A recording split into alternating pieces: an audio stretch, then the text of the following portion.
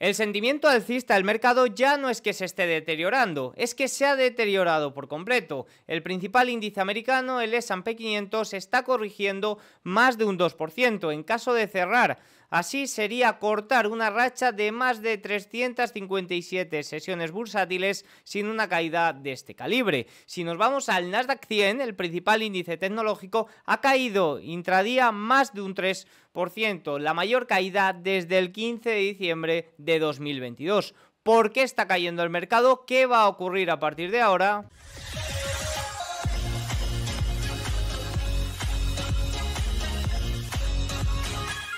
Muy buenas a todos y bienvenidos un día más al canal. Hoy es miércoles 24 de julio de 2024 y en este momento son las 21:46 hora en España, 15:46 horario en Nueva York. El día de hoy, bienvenidos a la tercera y última edición de la serie de vídeos El sentimiento alcista del mercado se está deteriorando. Ya he hecho dos vídeos en las últimas 2 semanas haciendo un seguimiento a los flujos del mercado que nos indicaban que el sentimiento alcista se estaba deteriorando. Es más, el sentimiento era tan fuerte, no es que se estuviera deteriorando, es que era tan fuerte que nos hacía posicionarnos tácticamente bajistas.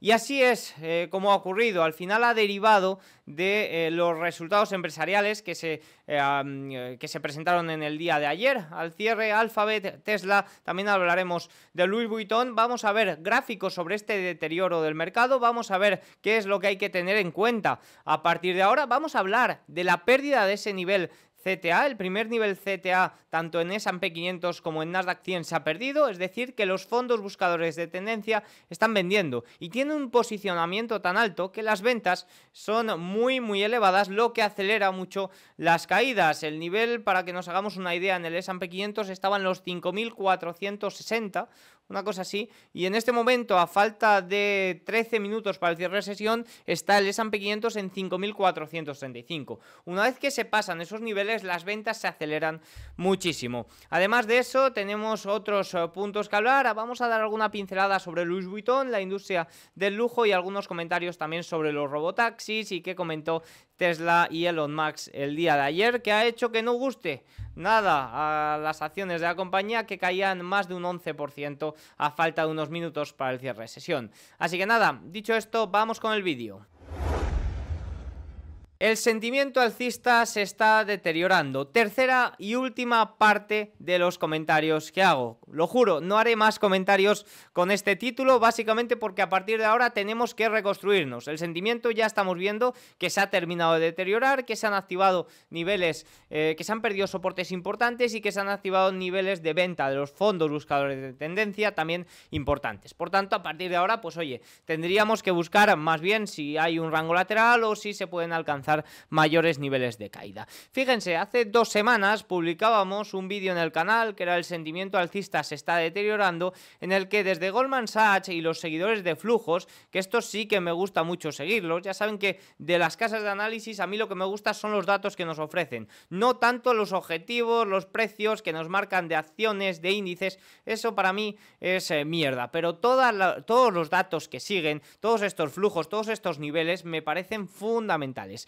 Fíjense que nos decían, estoy tan optimista después de en ese momento 34 nuevos máximos históricos que en realidad me estoy volviendo tácticamente bajista. Los compradores están llenos y se están quedando sin municiones después de que los mejores días de negociación ya estén detrás de nosotros. Esto nos decían justo cuando llevamos 7-8 días del mes de julio. Y no es que el sentimiento se estuviera deteriorando de verdad, es que el posicionamiento era tan fuerte, los compradores estaban con las manos tan llenas que no había más gasolina para subir. Eso es lo que ha ocurrido en este mercado. La estacionalidad marcaba el 17 de julio como el pico del rally de verano. Y la verdad es que ha sido dicho y hecho. El S&P 500 alcanzó 38 nuevos máximos históricos a fecha de 16 de julio. Y desde entonces ha sufrido su peor semana desde el mes de abril y se ha dejado más de un 4% desde entonces, cayendo en el día de hoy, a falta de 10 minutos para su cierre, un 2,15%, lo que sería cortar una racha de 357 sesiones sin una caída de más del 2%, su mayor racha desde 2007. El Nasdaq 100 baja un 3% intradía y la última vez que este índice corrigió más de un 3% fue el 15 de diciembre de 2022. Es decir, llevamos un año y medio sin una caída de más del 3% en el principal índice tecnológico. En este momento se encuentra a más de un 7%, casi un 8% de los máximos históricos. Desde los seguidores de flujos no solo nos advertían de este sentimiento, de este posicionamiento tan alto que básicamente nos hacía ser tácticamente bajistas, sino que también nos decía que no estaba comprando esta caída y la cobertura a la baja estaba ganando tracción. Incluso lo comenta también en el día de hoy, que sigue sin comprar esta caída. Veámoslo, vamos a ver los principales datos sobre esto. Fíjense que durante las primeras semanas de julio hablábamos de que el S&P 500 y el principal índice y los principales índices se estaban manteniendo tan elevados debido a ese posicionamiento gamma larga que estaba en niveles récord. ¿Esto qué significa? Pues que en el mercado de opciones, que es cada vez más importante, las opciones call eran tan grandes que impedían ir contra tendencia. El ratio put-call estaba en mínimos prácticamente en esos momentos.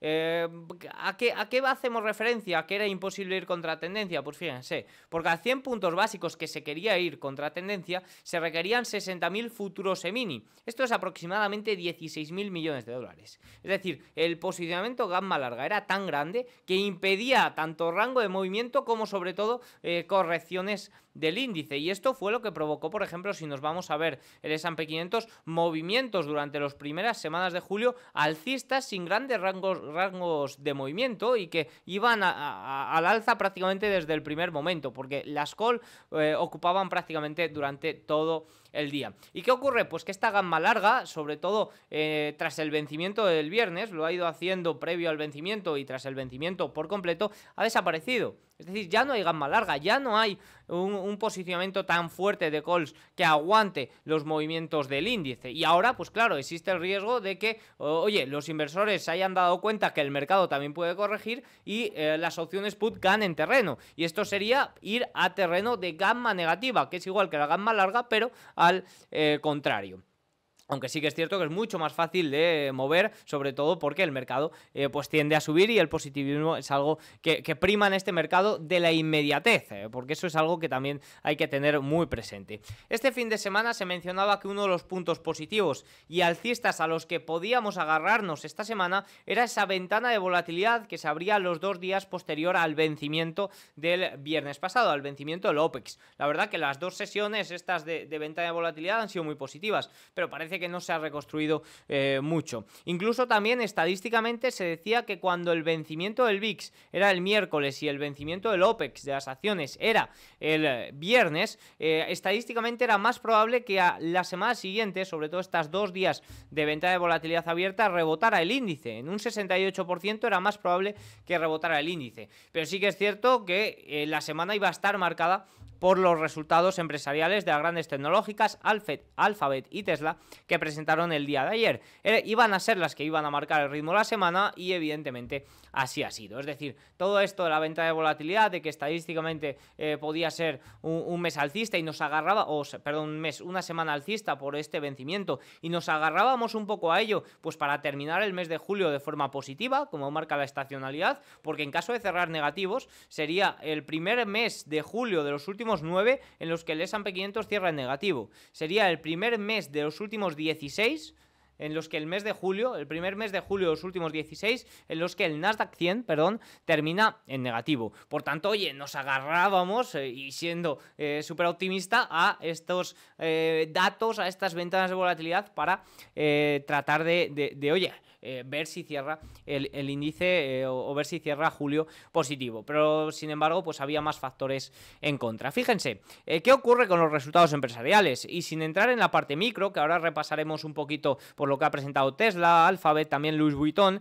sí que es cierto que hay varios puntos a tener en cuenta. Uno, el posicionamiento es muy elevado. Fíjense, la barra ha sido elevada por los 10 pesos principales del índice, lo que ha impulsado la mayor parte del rendimiento de S&P 500 en lo que va de año. ¿Y qué ocurre cuando el posicionamiento es muy elevado? Pues fíjense, un aumento en la volatilidad y fallos en los que pesos de capitalización de mercado altamente poseídos pueden obligar a los vendedores no fundamentales a reducir el riesgo. ¿Quién son los vendedores fundamentales? Pues estos fondos buscadores de tendencia o inversores que están más bien apostando, especulando sobre el valor, que no quieren tener pérdidas. Cuando el posicionamiento, sobre todo evidentemente enfocado en estos dealers, es tan alto, evidentemente existe mayor riesgo que beneficio al ir a resultados con una compañía. Además del posicionamiento tan elevado, las estimaciones han sido tremendamente revisadas al alza durante los últimos meses para las 10 mayores compañías del índice, algo que no ha ocurrido para el S&P 500, algo que no ha ocurrido para el resto de 490 compañías. Por tanto, si sumemos un posicionamiento muy elevado, sumamos unas estimaciones tremendamente revisadas al alza y una valoración que, si bien no está en niveles de burbuja para los 7 magníficos, puede que esté un poco pasada de rosca, pues lo que hace es que, oye, el beneficio ante sorpresas o las sorpresas positivas son menos probables o no ofrecen tanto rendimiento, ofrece un rendimiento más equiparable con unas valoraciones menores que en caso de que haya liquidación. Aquí podemos ver cómo cuando supera X valoración el riesgo de liquidaciones es muchísimo mayor. Esto es algo que ya venimos comentando las últimas semanas y que hay que tener muy en cuenta para los resultados de las 7 magníficas. ¿Qué ha ocurrido? Bueno, pues sí que es cierto que los resultados de Tesla no han sido muy positivos, ahora os veremos un poco más en detalle, pero los de Alphabet no han mostrado grandes sorpresas, es decir, los de Alphabet han estado muy en línea. Yo para la corrección de Alphabet me agarraría más a esta situación, a este posicionamiento, a estas estimaciones tan elevadas. ¿Por qué? Porque los resultados tienen que ser extremadamente buenos para sorprender al mercado al alza, y en este momento, ya después de unos meses, se pone mucho el foco en la IA, en que nos estén ofreciendo retorno estas inversiones tan grandes. Por ejemplo, Tesla, vamos a verlo, cómo anuncia inversiones muy grandes en IA. Eso no termina de convencer al mercado en estos momentos, hablo, El nivel, bueno, evidentemente el impulso de estos resultados lo que ha provocado es que desde primera hora los índices vinieran abajo y se perdieran niveles importantes, soportes importantes y niveles CTA, que son los fondos buscadores de tendencia importantes. Fíjense, el nivel de umbral a corto plazo del Nasdaq CTA en el mercado al contado era de 19.608. Hoy probablemente marcará la primera vez que se rompa el umbral a corto plazo desde abril. El nivel en el S&P 500 era de 5.472 y fíjense cómo se ha perdido. 5.072 quedaría más o menos por aquí, se ha perdido a primera hora. Desde el Nasdaq 100, 19.600 y pico, también se ha perdido incluso en la apertura. Es decir, los niveles CTA se han perdido en Nasdaq a la apertura y en el S&P 500 la primera hora, primeras 2 horas desde la apertura. ¿Qué ocurre? ¿Cuáles son los próximos niveles CTA en el S&P 500? Porque hay 3 niveles. Este es el primer nivel. Los próximos niveles los tendríamos en el 5.207 y en el 4.798. Están muy lejos, pero bueno, es algo que hay que tener en cuenta. La última vez que se activaron estos niveles de venta CTA fue el 15 de abril y fíjense cómo los días siguientes tuvimos una corrección un poco más severa. ¿Qué ocurre sobre todo con el posicionamiento? Y paso un poco por encima esto que ocurrió en abril, porque al final no sabemos lo que puede ocurrir en este momento. Pero sí que es cierto que el problema de los CTA, y que por lo que se está hablando ahora tanto de ellos, es porque están cogiendo gran importancia, porque su posicionamiento es cada vez mayor, porque hablamos cada vez más del mercado de opciones y hay que tenerle más en cuenta a la hora de seguir estos flujos, ver los rendimientos o los retornos que puede ofrecer el mercado, porque son cada vez más influyentes en el mercado. Pues lo mismo ocurre con los CTA. Fíjense, el posicionamiento con el que ha abierto el día de hoy el mercado era el mayor posicionamiento CTA de los últimos 3 años. Fíjense que durante la semana, en caso de que el mercado vaya a la baja, los CTA iban a ser vendedores de 32.900 millones. Fíjense que en caso de que vaya el mercado al alza era de solo 4.500 millones. Y en caso de que el mercado se quedara lateral era de 4.400 millones. Es decir, tanto mercado lateral como mercado a la baja, bueno, sobre todo en mercado comprador no hay grandes opciones de compra. Mercado plano hay ya ventas y sobre todo si el mercado corrige hay grandes ventas por riesgo a que pueda haber mayores correcciones. Es decir, las liquidaciones en caso de perder estos niveles son muy grandes. Y esto no pensáis que solo va en contra del mercado, que ya hablábamos en el canal, sobre todo en cuanto el S&P 500 rompió estos niveles en octubre a finales bueno, en abril también lo hablamos, pero sobre todo nos tenemos que remontar que aquí fue una de las mayores compras. Estas semanas fueron una de las mayores compras de los CTA de su historia, y ahora mismo probablemente en caso de que esta corrección pueda ir a más, se pueden dar ventas también históricas de los CTA. ¿Por qué? Pues porque el posicionamiento, el dinero que mueven es cada vez más importante. Por tanto, esto es algo que hay que tener en cuenta. Y para nuestra desgracia, esto no acaba aquí. Fíjense que la semana que viene 4 de los 7 mayores valores del índice presentan resultados. Microsoft presenta el martes, Meta presenta el miércoles, Apple y Amazon lo harán el jueves. Y claro, las ganancias y orientaciones pueden ser buenas, pero debido al posicionamiento, a las estimaciones, a la valoración, tienen que ser extremadamente buenas para que gusten al mercado. Además de eso, bueno, pues lo que tenemos por delante es un mes de agosto, que ya he mencionado en otros vídeos, pero agosto es un mes peligroso. Es el peor mes para los flujos de capital de acciones, no se predicen entradas de capital, ya que se han producido todas la primera semana de julio, y también es el mes con mayores salidas de capital. La liquidez en agosto se deteriorará rápidamente, por tanto no me gusta el mes de agosto y creo que puede haber cierto riesgo. Desde 1950 la primera mitad de agosto es el quinto peor periodo de 2 semanas para el S&P 500, para el Russell 2000 la primera semana de agosto es el segundo peor periodo de 2 semanas, es decir, tanto estacionalidad como liquidez como flujos nos indican que el mes de agosto es un tanto peligroso. A todo esto tenemos que sumar que es un año electoral, que julio, el 17 de julio es el pico estacional del rally, especialmente en años electorales. A partir de ahora el ruido electoral va a ir a más, ya lo estamos viendo. Biden ha abandonado la carrera electoral, Trump aumentó hace 2 semanas muchísimas probabilidades de que fuera a ganar las elecciones, ahora mismo han caído porque la candidatura demócrata ha ganado un poquito la partida, ¿no? Reuters informaba de que una encuesta situaba incluso a Kamala Harris, la futura candidata demócrata, por encima de Donald Trump. Lo cierto es que las casas de apuestas no van a eso, pero sí que es cierto que las casas de apuestas están mostrando cómo ha aumentado considerablemente la candidatura demócrata con Kamala Harris y con el abandono de Biden. La conclusión, habrá mucho ruido en cuanto a las elecciones y de ahí, oye, pues que estacionalmente haya una corrección preelectoral. Pero si os soy sincero y ya viendo que tenemos todavía resultados empresariales por delante, que ojalá nos sorprendan, pero lo cierto es que es complicado que nos sorprendan debido a ese posicionamiento, a esa valoración, a esas estimaciones. Sabiendo también que agosto no es un buen mes, sabiendo también todo este tema electoral, si os soy sincero, a lo que me da realmente pánico del mes de agosto es que los datos económicos se estropeen de verdad, tropiece la economía de verdad. ¿Por qué? Pues porque el 31 de julio, el miércoles que viene, tenemos decisión de tipos de interés de la Reserva Federal. En principio no está sobre la mesa que puedan bajar los tipos de interés. Hoy los ha bajado por segunda vez consecutiva el Banco de Canadá. Hemos visto cómo el Banco Central Europeo ya ha bajado los tipos de interés. El Banco Suizo también. El BOE sí que es cierto que tiene una situación un poquito peor. Pero bueno, ya se han visto en Occidente las primeras bajadas de tipos. Pero la verdad es que las probabilidades para que la Reserva Federal lo haga la semana que viene son muy bajas, eso sí, no son cero. Y los datos, la verdad que apuntan más bien hacia ello. Y no lo pienso solo yo, pero lo que realmente tengo pánico es a que se estropeen los datos, a que no se lleve a cabo una bajada de tipos y en estas 7-8 semanas hasta la próxima reunión donde ya se deberían de bajar los tipos de interés, los datos económicos, sobre todo el empleo, se estropeen de verdad. Y como digo, no solo pienso yo, fíjense lo que dice el expresidente de la Reserva Federal de Nueva York, Budley, que si bien su opinión no tendría mucha importancia, sí que la tiene porque hasta hace solo 2 semanas Budley era un miembro, bueno, un miembro no, un relacionado con la Reserva Federal muy hawkish y ha cambiado de repente. Fíjense lo que ha dicho: he cambiado de opinión, esperar hasta septiembre aumenta innecesariamente el riesgo de recesión, y esto lo ha hecho en las 2 últimas semanas. ¿Por qué? Pues por datos de inflación, por datos de empleo, especialmente con las partidas de paro semanal de iniciales y continuo.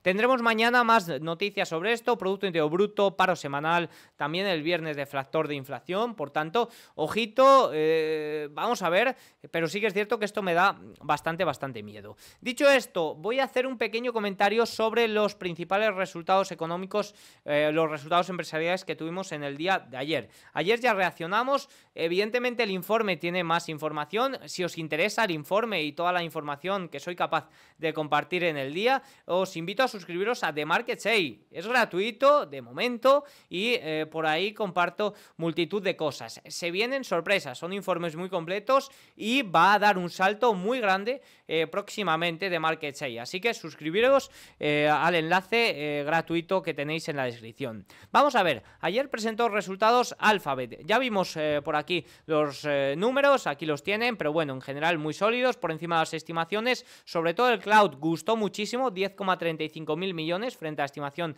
de 10,09, y el único fallo que podríamos sacar es a los ingresos por publicidad de YouTube, que era 8,66 mil millones frente a la estimación de 8,95 mil millones. Pero aún así, oye, la compañía muy sólida, resultados muy rígidos, la gran pata que son los buscadores muy rígido, muy solvente, por tanto, por aquí sin nada que destacar. Además, una sorpresa positiva fue la partida de coches autónomos. Sí que es cierto que los robotaxis, coches autónomos están muy presentes en Tesla, y Google tiene un competidor que es Waymo, que generó 365 millones de dólares frente a los 285 del mes pasado. Van a seguir invirtiendo en esto y bueno, pues han hecho actualizaciones y va bastante bien, la verdad. Eso fue algo positivo que sorprendió a los inversores en la conference call. Sin embargo, ¿qué están haciendo los resultados de Google? Pues lo cierto es que, o las acciones de Google, pues lo cierto es que vamos a ver cómo cierra, pero estaban cayendo un 5%. ¿Por qué están cayendo? Bueno, pues yo me voy más a ese posicionamiento, a esas estimaciones y a esa valoración quizás un poco excesiva de las grandes tecnológicas, porque los resultados, salvando esa parte de YouTube, han sido muy sólidos. Si nos vamos a Tesla, ha presentado unos ingresos por debajo de lo esperado. Bueno, los ingresos estuvieron ligeramente por encima del consenso, pero sobre todo lo que falló fueron los márgenes, menos 3,33 puntos. Fíjense, la compañía reportó solo 1,48 mil millones en ingresos netos sobre ingresos de 25,5 mil millones que incluyeron 890 millones de dólares en créditos regulatorios. Es decir, del 1,48 mil millones que presentó de beneficio Tesla, 890 millones eran de créditos regulatorios. Básicamente son datos muy débiles y preocupan mucho los márgenes a la compañía dirigida por Elon Musk. Evidentemente los números de primeras no gustaron, hicieron que la compañía cayera un 5% desde el primer momento, pero sí que es cierto que lo que más importa en Tesla, en una startup de startups, es escuchar a su fundador, es escuchar a Elon Musk, posiblemente una de las personas más mediáticas del mundo, que podía decir sobre la compañía. Fíjense, sobre todo me quedo con el tema de gastos, pero antes de ir con ello hay que tener en cuenta lo que es Tesla. Fíjense lo que decía Elon Musk. Reiteró el martes que los accionistas enfocados en resultados a corto plazo están en la compañía equivocada. Describió los problemas actuales como ruido. Al final hay que tener en cuenta que Tesla, su principal motor, aunque es una startup de startups y hace muchas cosas, su principal motor son los vehículos eléctricos. Una industria que en estos momentos no está pasando por sus mejores momentos, todo se ha dicho. Y Elon Musk lo tiene claro y confía ciegamente en lo que está haciendo, y habla de este ruido, de que si eres un inversor a corto plazo, si eres un inversor no fundamental, como hablábamos de ese posicionamiento, no debes estar en Tesla. Algunos puntos, fíjense, mientras Tesla se enfrenta a un mercado de vehículos eléctricos mucho más competitivo que el año pasado, también está intentando avanzar hacia el futuro y ponerse al día con compañías como Waymo de Alphabet en cuanto al mercado de robotaxi. La parte del robotaxi tenía una parte fundamental en la conference call, era lo que querían escuchar. Más preocupante aún es la parte de gastos. Los gastos operativos de Tesla se dispararon un 39% en comparación con el año anterior en el segundo trimestre, alcanzando los 2,97 mil millones. Los gastos en capital de infraestructura de IA en el trimestre ascendieron a 600 millones de dólares. Al final hay que tener en cuenta también que para incentivar a la compra de vehículos eléctricos se están ofreciendo descuentos, están ofreciendo también financiación muy barata, están regalando prácticamente dinero, aunque sí que es cierto que donde ofrecen la financiación más barata es en China, donde los tipos de interés tampoco están en niveles muy elevados. Fíjense, la asequibilidad sigue siendo una prioridad para el cliente. En el segundo trimestre ofrecimos opciones de financiación atractivas para compensar los altos tipos que se mantienen. Por tanto, están tratando de incentivar la demanda de vehículos eléctricos de una forma u otra, ahora que esas subvenciones por vehículos eléctricos han desaparecido y todo pinta que, oye, una legislatura de Donald Trump no beneficiaría mucho a todo esto, por más que Elon Musk lo apoye. En cuanto a el tema del robotaxi, sí que es cierto que celebrará un evento el 10 de octubre, estos son unos meses posterior a lo que estaba previsto. También planea competir con Nvidia, fíjense, creo que no tenemos otra opción porque la demanda de Nvidia es tan alta y obviamente su obligación esencialmente es aumentar el precio de las GPU a lo que el mercado pueda soportar, lo cual es muy alto, así que realmente tenemos que hacer que Dojo, que es su supercomputadora, funcione y planea competir también con Nvidia. Al final es una compañía con muchísimo potencial, es la gran startup de startups americana, está pasando no por buenos momentos, sobre todo el eje de su negocio, pero quien dude de lo que es Elon Musk, pues la verdad no sabe dónde se está metiendo. Ahora sí, en estos momentos yo me mantendría ciertamente alejado de la compañía. En estos momentos, un inversor como yo, que va mucho buscando momentum, buscando fortaleza, y me dirás, Diego, ¿por qué remontó tanto en los últimos resultados empresariales? Bueno, pues fundamentalmente por un cierre de cortos masivo, porque el posicionamiento no era tan alto, porque estaba muy infraponderada por fondos. En este momento la situación no era tan así y estamos viendo la reacción cayendo más de un 12% en el día de hoy. Y por último, algún comentario sobre Louis Vuitton. Las ventas trimestrales fueron de 20,98 mil millones de euros en el segundo trimestre. Esto fue por debajo de lo que se esperaba, que era 21,6 mil millones. Semestralmente registró una facturación de 41.700 millones de euros. Esto significa una caída del 1% interanual. Por segmentos, los vinos y licores cayeron un 12%, moda y artículos de cuero cayeron un 2%, perfumes y cosméticos aumentó ligeramente, relojes y joyería un menos 5% y venta minorista selectiva un más 3%. En general no han sido buenos resultados para la compañía. Y ha ocurrido algo curioso que me gustaría comentar, porque sobre todo la situación de Louis Vuitton está muy relacionado con la parte macro. Fíjense, las ventas en Asia, excluyendo Japón, cayeron un 14% en el segundo trimestre. Las ventas en la región habrían disminuido un 6% en el primer trimestre de 2024. Las ventas de Japón aumentaron un 57% interanual en los 3 meses finales hasta junio, en la primera mitad de año. Un 57% interanual. Es decir, la demanda interna de China y de los países asiáticos ya sabemos que está muy debilitada. Pero aquí el motivo principal es que están yendo de viaje a Japón para comprar los productos. ¿Por qué? Pues porque la divisa japonesa, el yen japonés, se ha debilitado contra todas las divisas durante el segundo trimestre del año y eso ha beneficiado a los precios, y los usuarios no son tontos, los clientes no son tontos y han ido a comprar los productos allí. Fíjense, la compañía dijo que el crecimiento excepcional en Japón durante la primera mitad del año fue impulsado en particular por las compras realizadas por los viajeros chinos. Es decir, la demanda interna de China está muy debilitada, pero salen a Japón, en este caso, para comprar Louis Vuitton. Una auténtica locura y me ha resultado muy curioso. ¿Qué ocurre? Bueno, pues claro, que tú evidentemente aumentas las compras de Japón porque su divisa está muy baja y no haces equiponderaciones, porque ya han dicho en la conference call que no equilibran estos movimientos de divisas. Pero ¿qué ocurre? Que aunque vendas más, ganas menos. ¿Por qué? Porque el yen está tremendamente debilitado, está muy bajo, ha caído considerablemente estos 2 trimestres. Por tanto, de ahí también esta caída del beneficio neto, es decir, has aumentado ventas de una forma extraordinaria en Japón, pero te afecta el efecto divisa. Un comentario también interesante que me ha parecido, bueno, en cuanto a perspectivas futuras, la verdad que no dicen mucho. Sí que es cierto que hablan pues de la difícil situación y desaceleración económica tanto en Occidente como de la demanda interna que está afectando a los países asiáticos. Me sorprende mucho cómo llaman a sus clientes clase media clientes aspiracionales, ¿no? Clientes un poco medios, aunque la clase media realmente está desapareciendo, pero dicen, los clientes aspiracionales en los Estados Unidos en el primer trimestre del año están un poco bajos de presión debido a la inflación y las tasas de interés más altas que están afectando tanto al poder adquisitivo, particularmente en los Estados Unidos y en menor medida en Europa. Esto no es agradable y, como hemos informado muchas veces, algunas marcas, particularmente en los Estados Unidos, están pagando el precio de la situación. Bueno, por tanto, la situación de Louis Vuitton, y sin entrar o sin comentarlo mucho porque tampoco tenemos tiempo, es que la industria del lujo está muy deteriorada por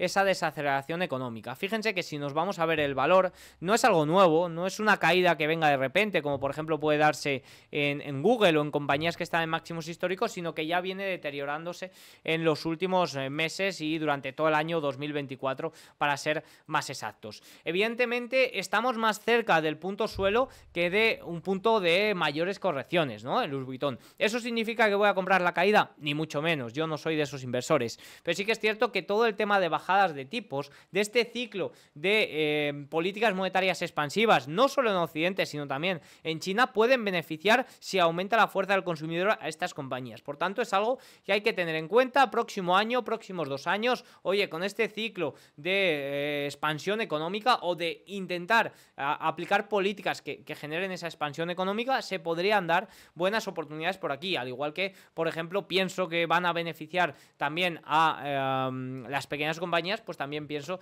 que estas compañías que dependen mucho de la fuerza del consumidor se podrían ver beneficiadas. Por tanto, ahí dejo un poco mi idea. Dicho esto, vamos a pasar muy rápido por el cierre de sesión.